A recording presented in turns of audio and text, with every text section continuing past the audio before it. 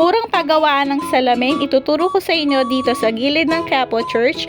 Sa may 7-Eleven, diretso yung street niyan, makikita nyo ang Cool Vision Optical Clinic.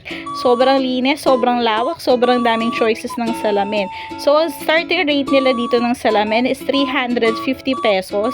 So, ang napili ko dito is worth 1,000 pesos.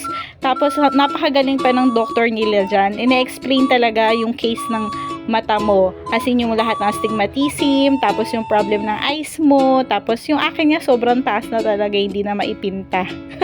Kaya sumasakit yung ulo ko, feeling high blood, saka lahat na nandun na ata sa mata ko, hindi ko na may correct.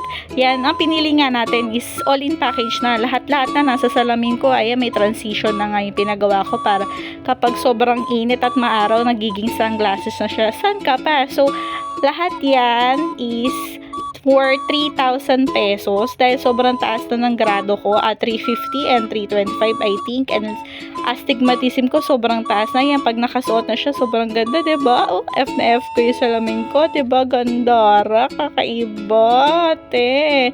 Yan siya sa malapitan, oh, diba? Ang ganda, leopard. Rawr. 3,000 pesos lang siya, all in yan, si Doc Ivan. Sobrang galing niya mag-explain yan. Cool Vision Optical yan ang Facebook nila. Yan, o, katubayan na nandyan ako. Pak, bye!